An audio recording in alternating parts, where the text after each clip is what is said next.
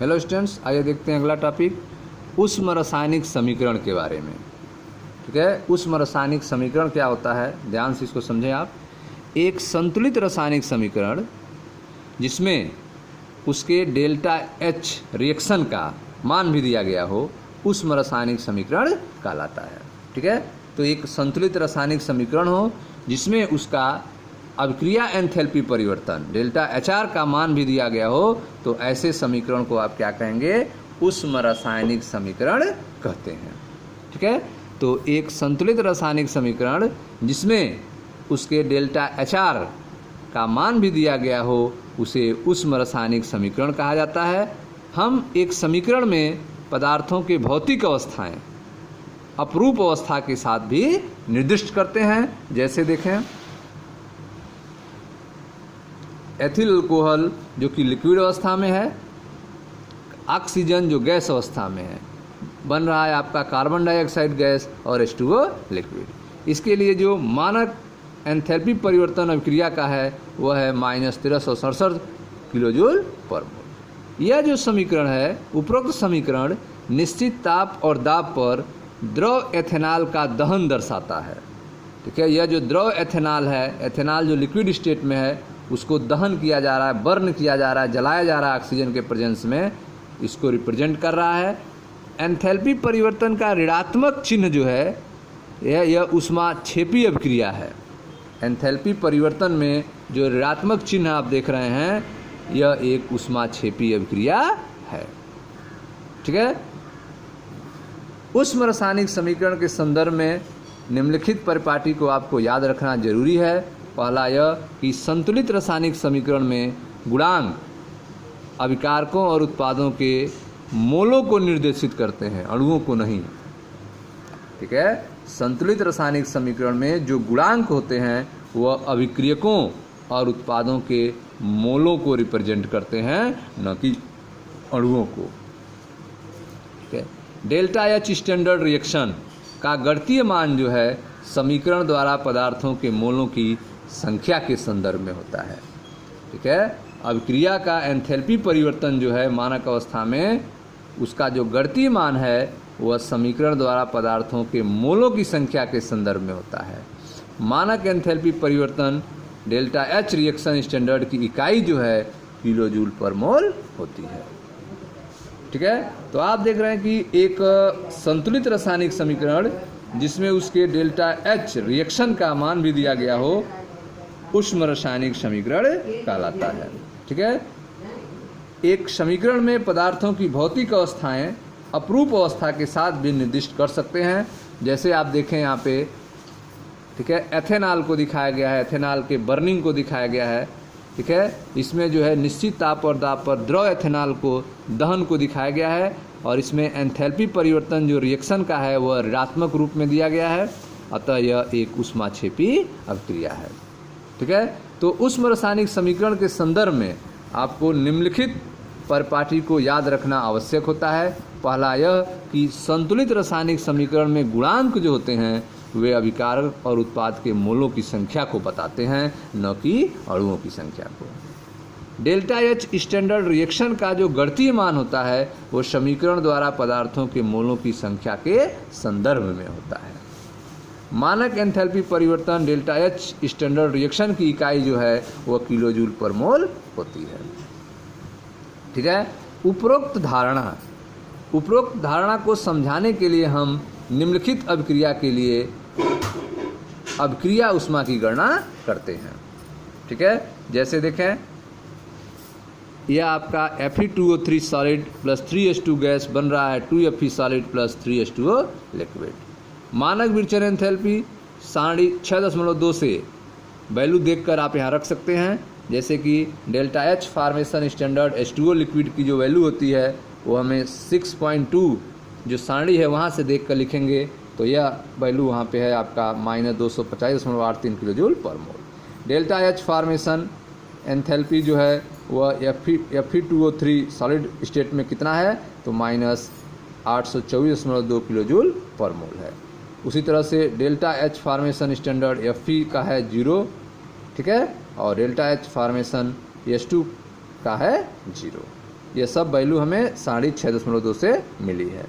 अब जो है आप मान निकालें, तो अब जो है आप मान निकालेंगे तो डेल्टा एच रिएक्शन, ठीक है, H1 स्टैंडर्ड वैल्यू जो होगी वह आप निकाल सकते हैं हाइड्रोजन के लिए, ठीक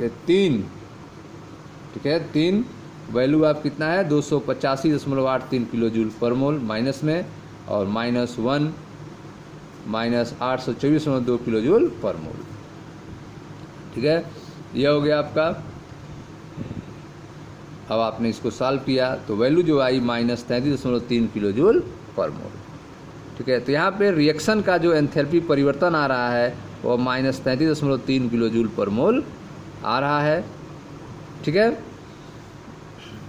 ध्यान रहे कि इन गणनाओं में प्रयुक्त गुणांक जो है शुद्ध संख्याएं हैं, जो कि उचित स्टोइकियोमेट्रिक गुणांक के तुल्य होते हैं, ठीक है। इस समीकरण में जो आप वैल्यू ले रहे हैं, मान ले रहे हैं, उसमें जो है ये आपको ध्यान रखना है कि गणनाओं में प्रयुक्त गुणांक जो हैं वह शुद्ध संख्या है। गुणांक क्या हैं? शुद्ध संख्याएं हैं जो उचित स्टोइकियोमेट्रिक गुणांकों के तुल्य होती हैं। डेल्टा एच स्टैंडर्ड फॉर्मेशन की इकाई किलो जूल पर मोल है, जिसका अर्थ है अभिक्रिया का प्रति मोल है, ठीक है। डेल्टा एच फॉर्मेशन स्टैंडर्ड की इकाई किलो जूल पर मोल है, जिसका अर्थ अभिक्रिया का प्रति मोल है। जब हम उपरोक्त प्रकार से रासायनिक समीकरण को संतुलित कर लेते हैं, बैलेंस कर लेते हैं, तब यह अभिक्रिया के एक मोल को परिभाषित करता है, ठीक है। तो जब उपरोक्त जो समीकरण है उसको जब आप बैलेंस करेंगे तो बैलेंस करने पर जो आएगा, संतुलित करने पर जो आएगा, वह अभिक्रिया का प्रति मोल होगा। हम समीकरण को भिन्न प्रकार से संतुलित करते हैं, जैसे आप देख सकते हैं, यह इसको बैलेंस करना है तो Fe2O3 solid half 3/2H2 gas बन रहा है Fe सॉलिड 3/2H2O लिक्विड। इस तरीके से आप इसको बैलेंस कर सकते हैं।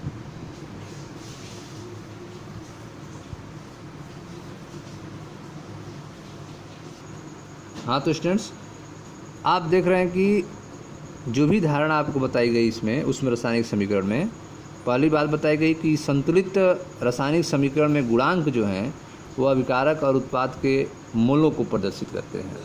डेल्टा एच रिएक्शन जो आता है स्टैंडर्ड का गणितीय मान जो है वो समीकरण द्वारा पदार्थों के मोलों की संख्या के संदर्भ में होता है। मानक एंथैल्पी परिवर्तन डेल्टा एच रिएक्शन स्टैंडर्ड की इकाई जो है किलो जूल पर मोल होती है। इसको समझाने के लिए यहाँ पे एक अभिक्रिया लिया गया है जिसमें अभिक्रिया ऊष्मा की गणना की गई है। तो आप अभिक्रिया देख सकते हैं, Fe2O3 + 3H2 बन रहा है 2Fe + 3H2O लिक्विड, ठीक है। इसके लिए मानक विरचन एंथैल्पी आप सारणी से लिखेंगे, ठीक है। तो H2O के लिए जो मानक एंथैल्पी पर, ठीक है, मानक विरचन एंथैल्पी होता है H2O के लिए वो होता है -285.83 किलो जूल पर मोल। तो यहाँ पे H2O कितने हैं? 3 है। तो जब इस वैल्यू को आप रखेंगे तो उसमें 3 का मल्टीप्लाई आपको करना होगा, ठीक है। मानक विरचन एंथैल्पी जो है Fe2O3 के लिए जो है वह सारणी से -824.2 किलो जूल पर मोल है, ठीक है। मानक विरचन एंथैल्पी जो आयरन का है वो 0 है, मानक विरचन एंथैल्पी जो हाइड्रोजन का है वो भी 0 है। अब आपको डेल्टा एच का मान निकालना है इस समीकरण के लिए। तो डेल्टा H1 रिएक्शन के लिए मानक एंथैल्पी परिवर्तन अभिक्रिया के लिए आपको निकालना है H1। तो इसके लिए आप देख रहे हैं यह आपका 3H2O लिक्विड की जो वैल्यू है उसको लिखेंगे, और माइनस यहाँ पे जो आप देख रहे हैं यह आपकी जो वैल्यू है आयरन का, इसको आप लिखेंगे। आयरन क्या है? एक ही है। हाइड्रोजन और आयरन का 0 है, ठीक है। तो वैल्यू 0 है, तो आप मान आप रखें।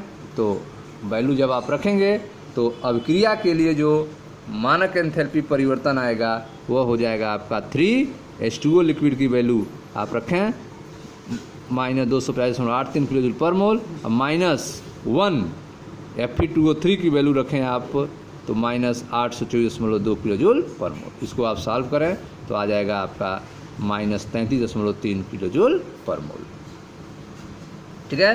तो यह आपका मानक एंथैल्पी परिवर्तन अभिक्रिया के लिए निकला है। ठीक है, अब जो है इस समीकरण को, जो यह समीकरण है, इसको आपको संतुलित करना है। इस समीकरण को संतुलित करना है। इस समीकरण को हम निम्न रूप में संतुलित करके वैल्यू निकालते हैं। जैसे ये आप देख रहे हैं Fe2O3, H2, Fe और H2O को संतुलित करने के लिए यहाँ पर 1/2 कर दिए, यहाँ पे 3/2 और यहाँ पे 3/2। तब अभिक्रिया की यह मात्रा 1 मोल अभिक्रिया होगी। तब जो है जब आप संतुलित करेंगे तब जो है अभिक्रिया की यह मात्रा 1 मोल अभिक्रिया होगी और डेल्टा H रिएक्शन का जो मान होगा वह कितना होगा। ठीक है, तो संतुलित समीकरण के लिए जो मान आएगा वह जो है डेल्टा H स्टैंडर्ड अभिक्रिया का मान होगा 1 मोल के लिए। ठीक है, तो इसके लिए डेल्टा H2 का मान निकलेगा रिएक्शन के लिए, तो वह क्या होगा। ठीक है, डेल्टा H2 मानक एंथैल्पी परिवर्तन अभिक्रिया का दूसरी वैल्यू जो है वह आप देखें तो 3/2 H2O की वैल्यू रखें और -1/2 Fe2O3 की वैल्यू रखें। इसको सॉल्व करें तो यह आएगा आपका -16.6 किलो जूल पर मोल। ठीक है, तो यह आपका निकला मानक एंथैल्पी परिवर्तन जो है। यह जो वैल्यू आई है और पीछे वाले वैल्यू से अगर तुलना किया जाए, ठीक है, जो पहली वैल्यू आई थी वो -33.3 किलो जूल पर मोल आई थी। ठीक है, डेल्टा HR1 की वैल्यू, और यह डेल्टा HR2 की जो वैल्यू आई है स्टैंडर्ड में वह -16.6 किलो जूल पर मोल आ रही है। इसका मतलब यह डेल्टा H1 रिएक्शन स्टैंडर्ड की आधी वैल्यू आ रही है। ठीक है, अर्थात डेल्टा H2 रिएक्शन स्टैंडर्ड बराबर होगा 1/2 delta H1 reaction standard value के। ठीक है, यह कब आया है, जब समीकरण संतुलित हुआ है तब 1 मोल के लिए। तो उपरोक्त प्रकार से रासायनिक समीकरण को संतुलित करते हैं तब यह अभिक्रिया के 1 मोल को परिभाषित करता है। तो जब अभिक्रिया के 1 मोल को आप परिभाषित करेंगे तो आपको समीकरण को संतुलित करेंगे और उस समय जो वैल्यू आ रही है वो आ रही है 1/2 डेल्टा H1 रिएक्शन स्टैंडर्ड के बराबर। ठीक है, इससे स्पष्ट होता है कि एंथैल्पी जो है एक विस्तीर्ण राशि है। एंथैल्पी कैसी राशि है, एक विस्तीर्ण राशि है। जब किसी रासायनिक समीकरण को उल्टा लिखा जाता है, जब किसी रासायनिक समीकरण को उल्टा लिखा जाता है तब अभिक्रिया का जो मानक एंथैल्पी परिवर्तन होता है के मान का चिन्ह भी बदल जाता है। जैसे N2 gas + 3H2 gas 2NH3 gas, इसके लिए अभिक्रिया का मानक एंथैल्पी परिवर्तन जो आ रहा है वो -91.8 किलो जूल पर मोल है। अब इस समीकरण को हम उल्टा कर देते हैं, 2NH3 गैस चेंज हो रहा है N2 गैस + 3H2 गैस में। अब यहाँ पे मानक एंथैल्पी परिवर्तन जो अभिक्रिया का है उसका चिन्ह बदल जाएगा, यहाँ माइनस थे तब यहाँ प्लस हो जाएगा अभिक्रिया बदलते ही। तो यह हो गया 91.8 किलो जूल पर मोल, जो प्लस में हो गया। ठीक है, तो यह आपने रासायनिक समीकरण जो है उष्म रासायनिक समीकरण है, इसके बारे में आपको 3 चीज़ें याद रखनी है। पहला कि संतुलित रासायनिक समीकरण में गुणांक जो होते हैं वो अभिकारक और उत्पाद के मोलों को निर्देशित करते हैं, न कि अणुओं को। दूसरा कि डेल्टा H अभिक्रिया का जो मानक एंथैल्पी परिवर्तन होता है अभिक्रिया के लिए का गणितीय मान जो है समीकरण द्वारा पदार्थों के मोलों की संख्या के संदर्भ में होता है। समीकरण द्वारा पदार्थों के मोलों की संख्या के संदर्भ में होता है। मानक एंथैल्पी परिवर्तन डेल्टा H स्टैंडर्ड रिएक्शन की इकाई जो है किलो जूल पर मोल होती है। तीसरा कि जब किसी रासायनिक समीकरण को उल्टा लिखा जाता है तब मानक एंथैल्पी परिवर्तन अभिक्रिया का मान का चिन्ह भी बदल जाता है। ठीक है, ये 3 बातें जो हैं आप उष्म रासायनिक समीकरण में आपको याद रखना है। ठीक है स्टूडेंट्स, मिलते हैं नेक्स्ट वीडियो में जहाँ पर चर्चा करेंगे हम लोग हेस के नियम का। मैं मनीष गुप्ता अपने चैनल में आपका स्वागत करता हूँ। Thank you.